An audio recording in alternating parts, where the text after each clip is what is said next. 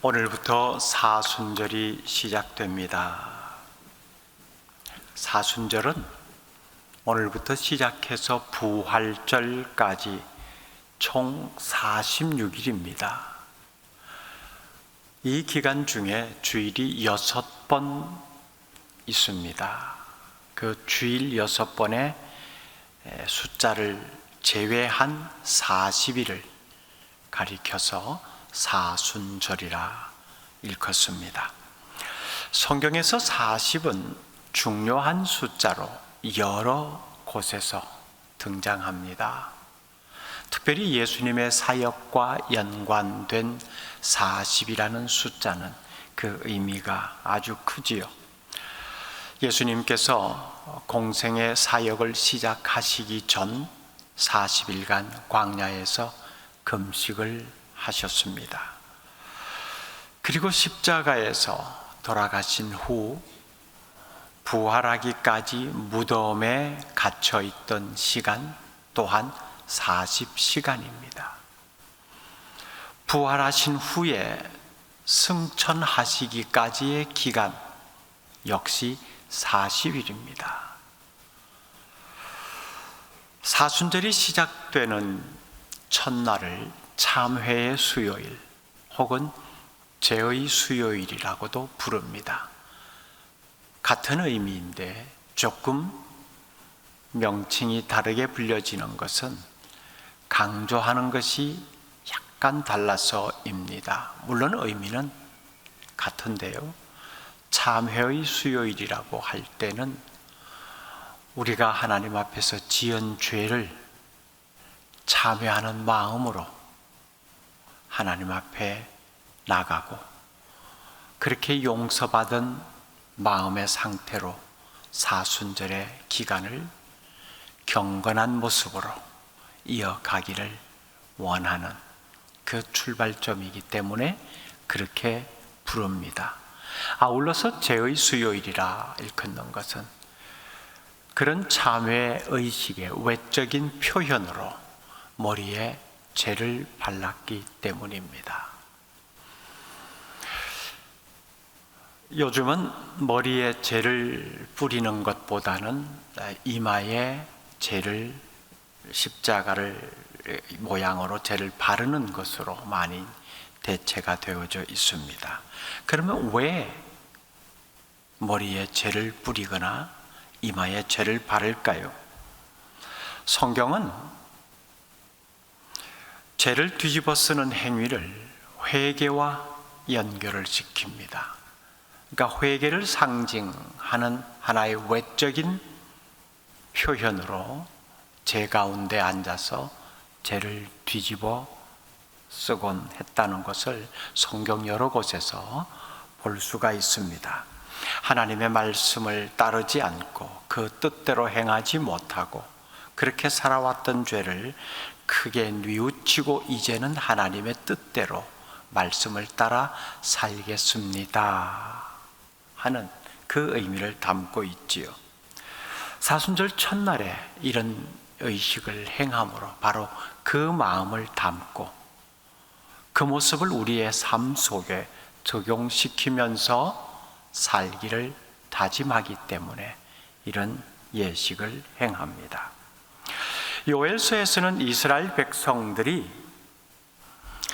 현실적으로 힘들고 어렵게 살아가는 이 상황을 보면서 여호와의 날을 기다리면서 살았다는 것을 요엘 선지자를 통해서 우리가 듣고 있습니다. 여호와의 날이 임하게 되면 이런 고통에서 벗어날 수 있겠다. 여호와의 날이 오게 되면 이런 비참한 삶을 더 이상 살지 않아도 된다라고 하는 어떤 희망의 내용들을 담아서 그렇게 여호와의 날을 기다리며 살았습니다.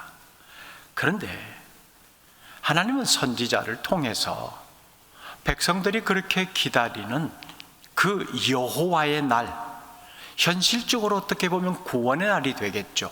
해방되는 날이기도 합니다. 백성들이 바라는 그런 방향과 그런 내용의 구원의 날이 아니라 오히려 심판의 날이 될 수 있다라고 경고를 하고 있습니다. 요엘서 2장 13절은 이렇게 기록합니다. 너희는 옷을 찢지 말고 마음을 찢고 하나님 여호와께로 돌아올지어다. 너희들이 기다리는 그 여호와의 날은 너희들이 생각하는 만큼 현실적으로 무엇인가 다 좋고 완성되는 그런 날이 아니라 너희들이 지금 살고 있는 이 모습의 결과물로 나타날 날이 될 것이다 라고 하는 거지요. 그래서 심판의 날이라고 부르고 있습니다. 그러기에 그 날을 기다린다면은 지금 하나님 앞에서 옷을 찢지 말고 마음을 찢어라, 그렇게 경고하고 있습니다. 당시에 이스라엘 백성들은 하나님 앞에서 범죄한 모습이 있을 때 하나님 앞에서 제가 잘못했습니다, 용서를 구합니다 라고 하는 이 회개의 마음을 가지고 나아갑니다. 그럴 때 그 외적인 표현으로 자신이 입고 있던 옷을 찢었습니다. 그러니까 이게 늘 반복이 되었죠. 우리는 요즘 말로 하나님 용서해 주십시오 라고 하는 것으로 끝나고 있지만 당시에는 이 말과 더불어 구체적인 외적인 행동이 옷을 찢는 것으로 동반되어졌습니다. 그러니까 수없이 옷을 찢었겠지요. 하나님 앞에서 범죄한 모습을 한두 번 가졌겠습니까? 그러다 보니 하나님 앞에서 옷을 찢는 것이 하나의 형식이 되었습니다. 이걸 여호와 하나님께서는 지적하신 겁니다. 잘못한 걸 알고 내 앞에 나와서 용서를 구할 때 이제는 더 이상 옷을 찢지 말고 마음을 찢어라, 그렇게 말씀하신 겁니다. 옷을 찢는 것이 하나의 형식이 되어버렸고 거기다가 제 가운데 앉아서 머리에 죄를 뒤집어 쓰는 것이 하나의 형식이 되었다면 그게 무슨 진정한 회개가 되겠습니까? 그래서 그런 형식적인 회개 말고 진정한 회개의 모습을 좀 보여다오, 하나님이 그렇게 말씀하신 거지요. 그러면서 마음을 찢으라고 하신 겁니다. 문제는 어떻게 마음을 찢는가 하는 겁니다. 마음을 찢는다라고 하는 것은 분리를 의미합니다. 갈라놓고 떼어놓는 것을, 잘라내는 것을 의미합니다. 즉 세상 것과 분리 좀 하고 살아라, 더러운 것과 좀 갈라놓고 살아라, 하나님이 원치 않는 것을 좀 잘라내어라, 그 모습을 내 앞에서 좀 보여다오, 그러면 너의 진심을 내가 알겠다라고 하는 내용이지요. 마음이 주님께로 돌아오는 겁니다. 마음의 변화가 있어야 된다는 거예요. 형식적인 회개의 모습이 아니라, 형식적인 용서를 구하는 말이 아니라 그 말에 따르는 변화된 모습이 있어야 된다는 것을 강조하고 있습니다. 육신의 생각은 하나님과 원수가 될 수밖에 없습니다. 그리고 육에 속한 생각은 결코 하나님의 거룩한 일에 동참을 할 수가 없습니다. 그래서 우리는 죄악의 자리에서 반드시 빠져나와야 됩니다. 그 자리를 잘라내야 돼요. 그 자리를 나와 떼어놓아야 되는 거예요. 이런 마음을 가질 때 하나님께서 긍휼을 베푸십니다. 자비를 베푸십니다.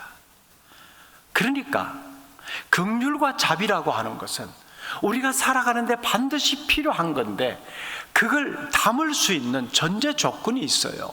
회개입니다. 다르게 바꾸어 표현하면 회개의 결과로서 은혜와 긍휼과 자비가 주어진다는 겁니다. 세상적인 마음과 여전히 굳어져 있는 딱딱한 마음, 죄악에 찌들어 물든 마음, 이거 다 찢어버리고 하나님께로 나오면 하나님께서 그 마음 다시 어루만져 주십니다. 그 하나님의 다시 만져주심이 하나님의 자비하심이죠. 이제라도 우리가 여호와께로 돌아가게 되면은 은혜로우신 하나님, 자비로우신 하나님, 그리고 노하기를 더디하시는 하나님께서 우리에게 내리기를 계획하고 계셨던 그 진노의 마음 뜻 돌이키시고 오히려 다시 복과 은혜를 주십니다. 하나님의 마음을 유일하게 돌이킬 수 있는 방법은 이거 하나밖에 없어요. 회개하는 진실된 마음입니다. 오늘 우리는 그렇게 하나님께서 말씀하신 대로 마음을 찢는 외형적 모습으로 죄를 바르게 됩니다. 이마에 죄를 바르는 것이 마치 오래전 이스라엘 백성들이 하나님 앞에 나갈 때마다 그냥 옷을 찢는 것으로 형식화되어 있는 관례적으로 행하는 의식이 아니기를 바랍니다. 우리는 작년에도 사순절을 시작하면서 이런 예식을 행했고 그 자리에서 이마에 죄를 발랐습니다. 그 이후로 오늘까지 한 해를 1년을 살아오면서 그때 다짐했던, 마음을 찢기로 작정했던, 하나님 이 찢은 마음 속에 자비와 은혜를 주십시오라고 간구했던 그 상태를 유지하고 살아왔는지 돌이켜 보십시오. 연약한 육신의 생각 때문에 아마 많이 무너졌을 수도 있겠죠. 다시금 그 은혜와 자비와 긍휼, 위로부터 오는 놀라운 하늘의 복을 우리의 삶 속에 담아낼 수 있도록 다시 한번 하나님께서 오늘 우리에게 기회를 주십니다. 너희는 옷을 찢지 말고 마음을 찢어라. 오늘 이 자리가 그렇게 하나님의 자비와 긍휼을 구하는 자리가 되어야 합니다. 오늘 이 시간이 그렇게 하나님께로 향한 영적 발돋움의 시간이 되어야 합니다.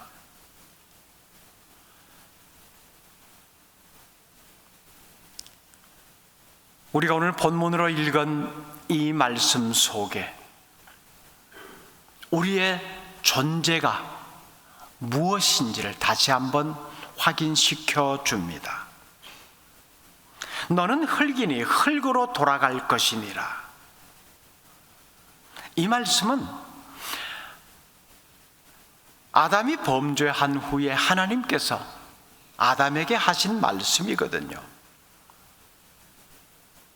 너는 흙이다. 하나님은 아담을 흙으로 만드셨지요. 흙이라고 번역한 이 원래 히브리어 단어를 발음 그대로 하면 아다마라고 읽습니다. 근데 여기서 이제 아담이라고 하는 이름이 나왔거든요. 최초의 사람 아담에게 인류를 대표할 수 있는 이미지를 부여해 주셨습니다. 아담, 단순히 한 개인 아담의 이름이 아닙니다. 모든 인류를 대표하는 이름이 그에게 부여되어졌거든요. 굉장히 영광스러운 이름이죠. 그런데 그 이름 속에 담겨져 있는 뜻이 뭐냐라고 할 때 흙이라는 겁니다. 먼지, 티끌 이런 의미죠. 그러니까 아담아라고 부릅니다. 하나님으로부터 이 존칭을, 이 이름을 들을 때마다 아담은 내가 어떤 존재인지를 늘 깨달았어야 해요. 잘 깨닫다가 잠시 유혹에 넘어가서 자신의 존재가 어떤 존재인지를 순간 잃어버렸죠. 아담아, 너는 흙이다, 이런 겁니다. 다시 말씀드리면 흙이라고 하는 것은 아무짝에도 사실 쓸모없습니다. 너는 유한한 존재다 이거예요. 그 유한한 존재의 값어치가 매겨질 수 있는 것은 하나님 때문이라는 거예요. 이게 하나님과 아담 사이, 즉 하나님과 인간 사이의 관계입니다. 아무리 외형적으로 화려하고 멋진 모습을 가지고 있어도 결국은 흙이라는 거예요. 유한한 존재라는 겁니다. 그 존재가 존귀하다라고 우리가 부르고 있는 것은, 스스로도 나는 존귀한 자라고 그렇게 자부심을 가지는 것은 우리 속에 하나님의 생명이 들어와 있기 때문입니다. 그러니까 하나님을 떠나면은 그저 우리는 죄와 먼지일 뿐입니다. 아무것도 아니에요. 그런 존재가 서로 잘났다고 도토리 키재기하고 있습니다. 우리는 하나님 앞에서 아무것도 아니라는 것을 반드시 기억해야 됩니다. 그러므로 하나님을 떠나서는 살 수 없죠. 흙덩어리가 굴러다니는 것에 불과합니다. 한치 앞을 모르는 인생이기에 우리가 의존할 분은 하나님 한 분밖에 없습니다. 그분으로 인해서 내가 지금 살아있는 것이고, 그분으로 인해서 내가 영원한 생명을 가지게 된 겁니다. 언젠가 이 흙덩어리도 다 사라질 날이 있지요. 그리고 하나님 앞에 서게 될 것입니다. 그 앞에서 하나님, 저는 마음을 찢은 상태로 살아왔습니다 라고 고백하며 설 수 있을런지, 아니면 맨날 옷만 찢었네요 라고 하며 설 것인지, 내가 어떤 존재인가 라고 하는 것을 잊지 않을 때에 하나님을 깊이 생각하며 살아가게 될 것입니다. 사랑하는 성도 여러분, 자신의 존재가 어디서 시작되었는지를 기억하십시오. 그리고 다시 돌아갈 곳을 기억하고 살아가십시오. 그 과정에 날마다 자신을 돌아보며 진정한 회개로 하나님의 은혜와 긍휼을 덧입어 살아갈 수 있기를 바랍니다. 기도하겠습니다. 하나님, 사순절을 시작하면서 우리의 존재가 무엇인지를 다시 확인합니다. 흙먼지의 티끌에 불과한 인생인데 마치 스스로 대단한 존재의 가치를 가지고 있는 양 착각하고 살아갑니다. 어리석음을 용서하여 주옵소서. 사순절의 첫날 오늘 하나님 앞에 마음을 찢으며 나아갑니다. 불쌍히 여겨 주옵소서. 찢는 우리의 마음 가운데 하나님의 긍휼과 자비가 담겨지게 하옵소서. 예수님 이름으로 기도드립니다. 아멘.